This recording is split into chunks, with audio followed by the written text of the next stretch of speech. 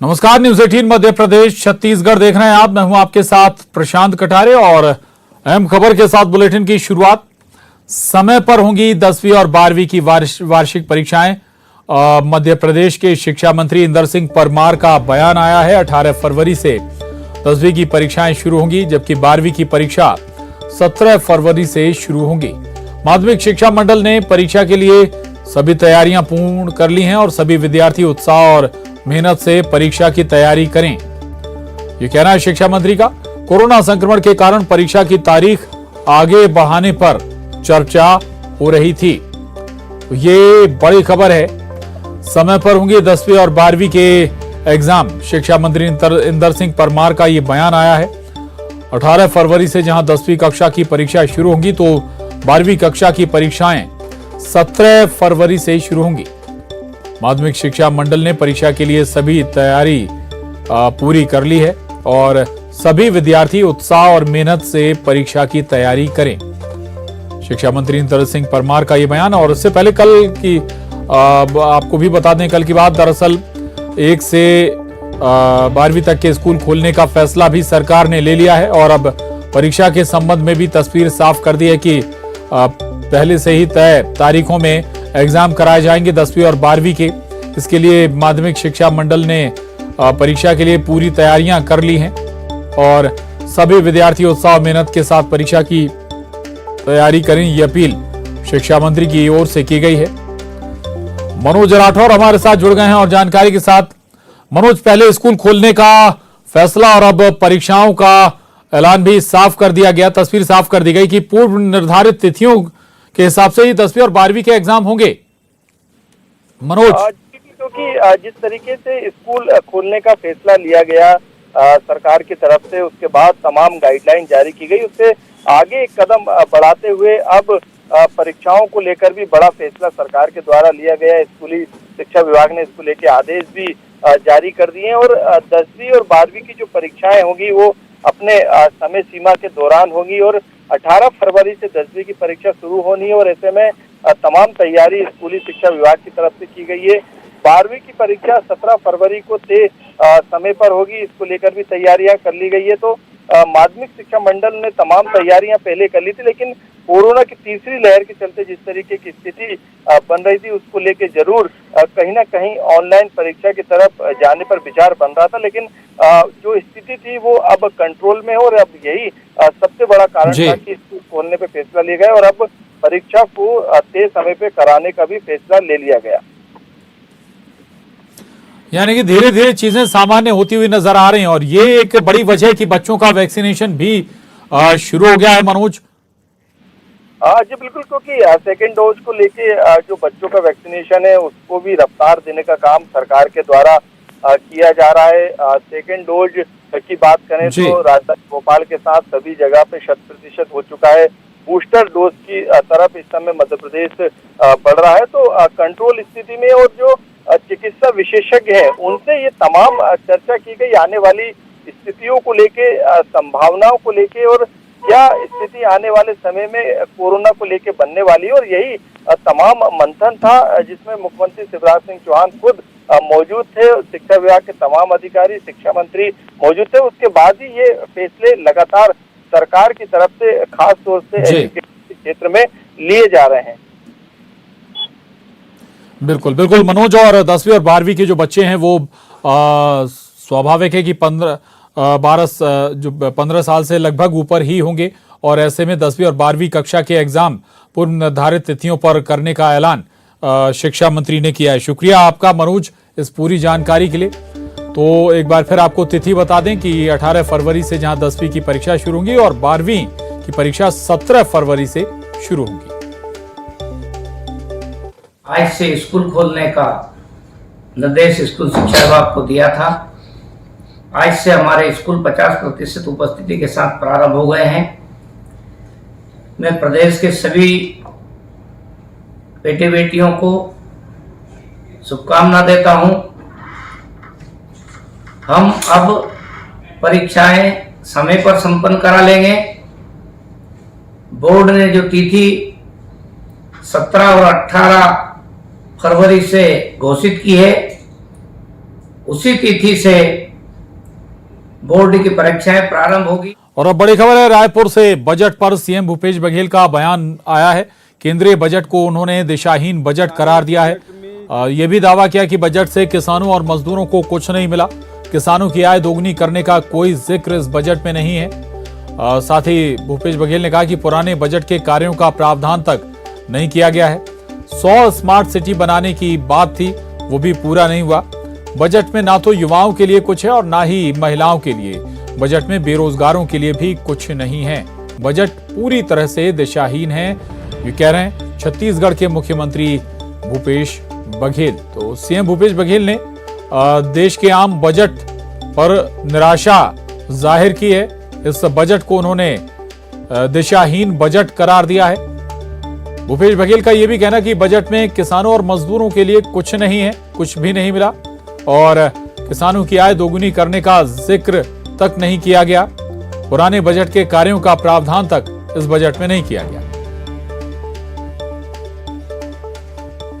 Budget है, सब लोग सोच रहे थे किसानों को कुछ मिलेगा, मजदूरों को कुछ मिलेगा, कुछ नहीं है।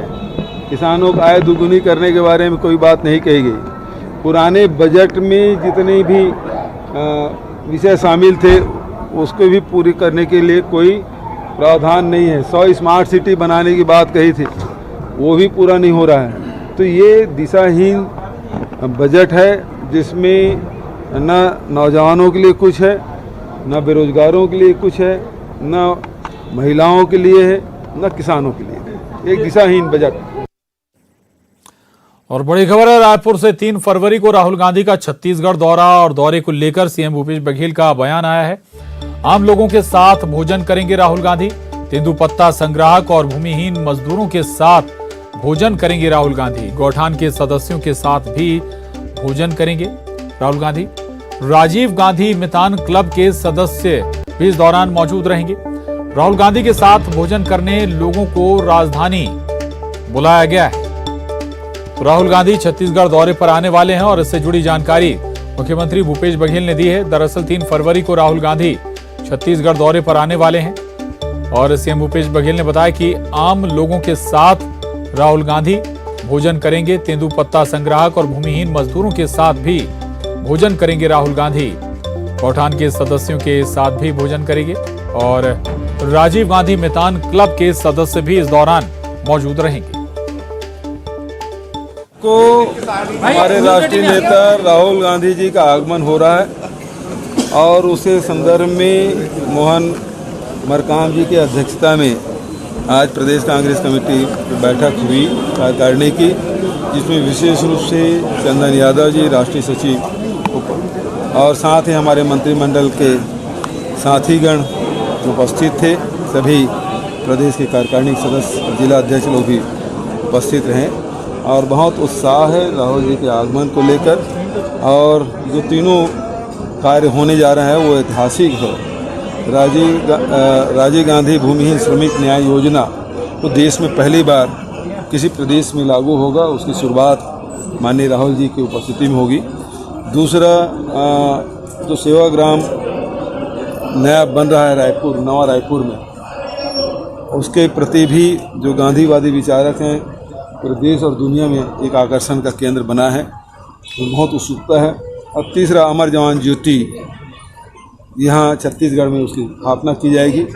तो ये तीनों कार्य बहुत विशेष है। राहुल जी व्यक्तिगत रुचि लिए हैं और बड़ी प्रसन्नता भी व्यक्त किए हैं और बहुत दिनों बाद राहुल जी यहाँ आ रहे हैं, तो सबकी उत्सुकता उसमें है और तैयारी यहाँ मंत्रिमंडल के लोग भी कर रहे हैं, संगठन के लोग भी कर रहे हैं। और अब भोपाल से बड़ी खबर है, जहां 8 IAS अधिकारियों के तबादले हुए हैं। 4 जिलों के कलेक्टर भी बदले गए हैं। हरदा कलेक्टर संजय गुप्ता को बदला गया है। आयुक्त तो पंजीयक सहकारी संस्था बनाए गए हैं। इसके अलावा ऋषि गर्ग हरदा के नए कलेक्टर होंगे। इलैया राजा टी जबलपुर कलेक्टर बनाए गए हैं। कर्मवीर वर्मा MD ऊर्जा विकास निगम की जिम्मेदारी उन्हें दी गई है। वहीं मनोज पुष्प रीवा के नए कलेक्टर होंगे। इसके अलावा राघवेंद्र सिंह अलीराजपुर के नए कलेक्टर होंगे। नेहा मीना अपर कलेक्टर नीमच बनाई गई हैं। हिमांशु चंद्र CEO जिला पंचायत शहडोल बनाए गए हैं। शरद श्रीवास्तव हमारे साथ जुड़ गए हैं और जानकारी के साथ भोपाल से। शरद, मुख्यमंत्री की मीटिंगों में अक्सर जो चर्चाएं होती हैं या फिर जो संवाद करते हैं सीएम अधिकारियों से, आईपीएस अधिकारियों से, प्रशासनिक अधिकारियों से, एक बात बहुत साफ करते हैं कि आकलन काम के आधार पर होगा। तो क्या इन तबादलों के पीछे कोई आकलन है इस तरह का? देखिए, बिल्कुल कोई भी प्रशासनिक बदलाव अगर होता है तो उसमें कहीं ना कहीं तर्क सरकार का ये रहता है कि जो प्रशासनिक कसावट है उसके लिहाज से ये तबादले किए जा रहे हैं, और ये जो तबादले हैं वो भी किए गए। और खासतौर से अगर कलेक्टरों को बदला जाता है तो फिर उन पर खास तौर से नजर रहती है। आज दरअसल जो 8 IAS अधिकारियों के तबादले किए गए हैं उनमें अगर हम देखें तो 4 जिलों के जो कलेक्टर हैं उनको बदला गया है। हरदा के जो कलेक्टर थे संजय गुप्ता, उनको आयुक्त बना दिया गया है पंजीयक और सहकारी संस्थाओं के। ऋषि गर्ग अब हरदा के नए कलेक्टर होंगे। इसी तरीके से एलैया राजा थी, हालांकि अभी भी वो कलेक्टर थे, अब उनको जबलपुर का जो नया कलेक्टर है वो बनाया गया है। अभी तक वो रीवा के कलेक्टर। कर्मवीर शर्मा जो अभी तक जबलपुर के कलेक्टर थे, उनको MD बनाया गया है ऊर्जा विकास निगम का।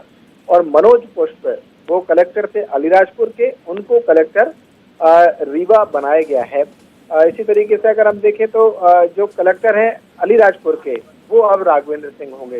कुल मिलाकर ये कह सकते हैं कि प्रशासनिक कसावट के लिहाज से सरकार ने ये महत्वपूर्ण तबादले किए हैं, जिनमें से 4 जिलों के कलेक्टर भी शामिल हैं। जी बिल्कुल बिल्कुल शरद, इसको इस पहलू से भी देखा जा सकता है, कुछ नाम इसमें ऐसे हैं जो परफॉर्मर के तौर पर जाने जाते हैं, बेहतर काम के लिए जाने जाते हैं, तो उन्हें कुछ ऐसे जिलों में काम दिया गया या फिर पदों वहां भेजा गया बेहतरी के लिए, कसावट के लिए। शरद,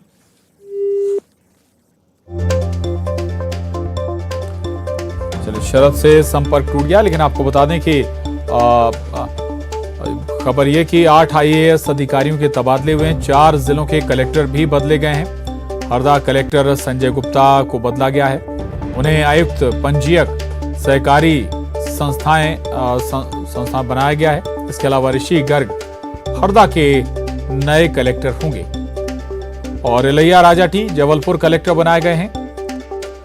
साथ ही कर्मवीर वर्मा MD ऊर्जा विकास निगम की जिम्मेदारी उन्हें दी गई है। मनोज पुष्प को रीवा का कलेक्टर बनाया गया है, रीवा के नए कलेक्टर होंगे मनोज पुष्प। वहीं राघवेंद्र सिंह अलीराजपुर के नए कलेक्टर होंगे। वहीं नेहा मीना अपर कलेक्टर नीमच बनाई गई है। इसके अलावा हिमांशु चंद्र CEO जिला पंचायत शहडोल बनाए गए।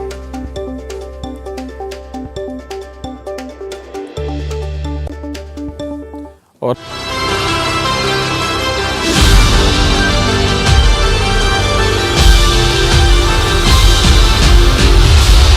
बहुत स्वागत है। क्या आप इस संजीवनी तक नहीं पहुंच पा रहे हैं या कागज ना होने से टीका नहीं लगवा पा रहे हैं, तो ध्यान रखिए कि अब टीका आप तक पहुंच जाएगा और आपके जीवन को सुरक्षित बनाएगा।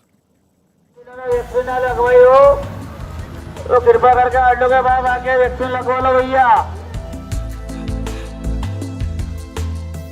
तो ऑटो निकल पड़ा है, जिंदगी के रास्ते पर चल पड़ा है। अब नहीं होगी कोई भ्रांति, जीवन में मिलेगी शांति। और तो और न दस्तावेज की कोई बाधा, प्रशासन ने कर लिया है इरादा, मिलेगा बराबर मिलेगा। जिंदगी का टीका लग कर रहेगा। वैक्सीन लगवाई हो तो कृपा करके ऑटो के बाद आके वैक्सीन लगवा लो भैया। रतलाम में चल रहा है ये चलता फिरता टीकाकरण केंद्र।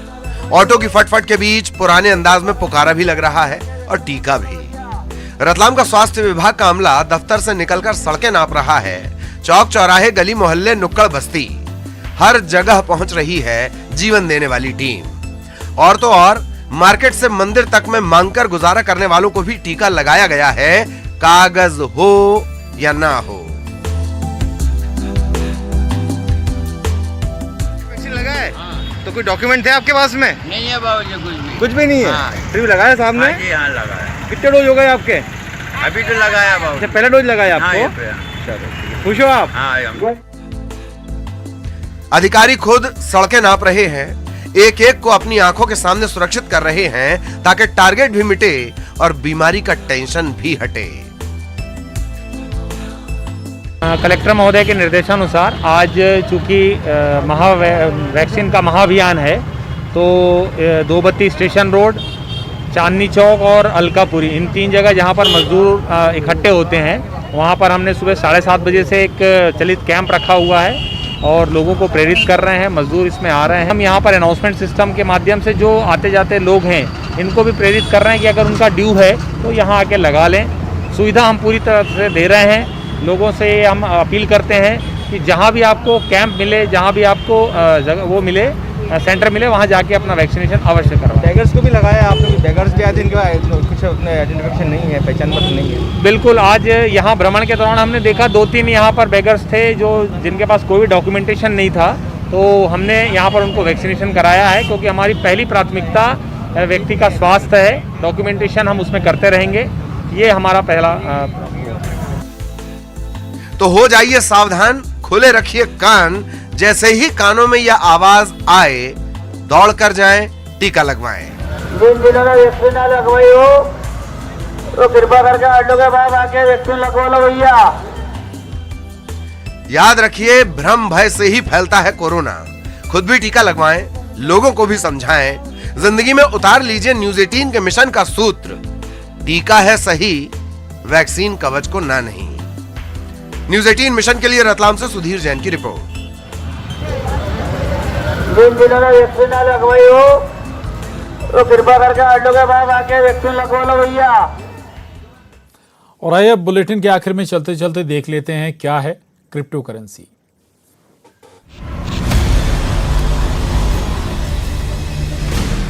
ज़ेड-पे and News 18 network present crypto की समझ।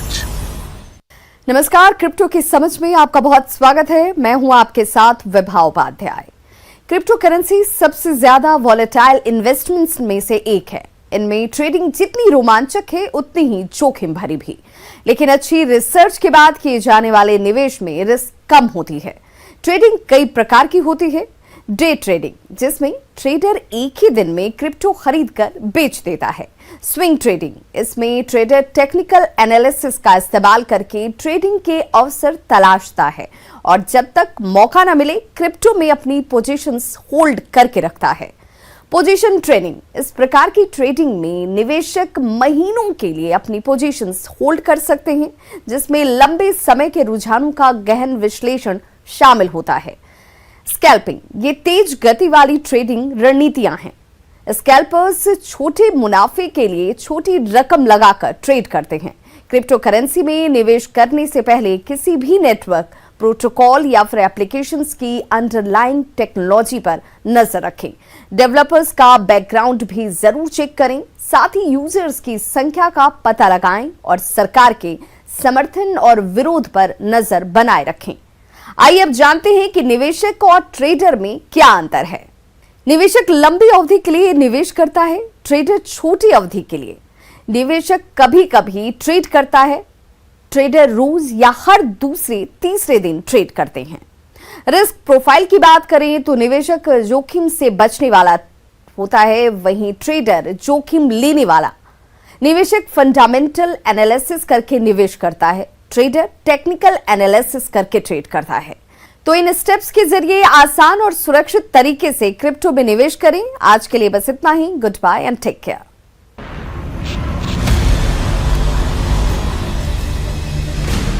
ज़ेड-पे and News 18 network present crypto की समझ।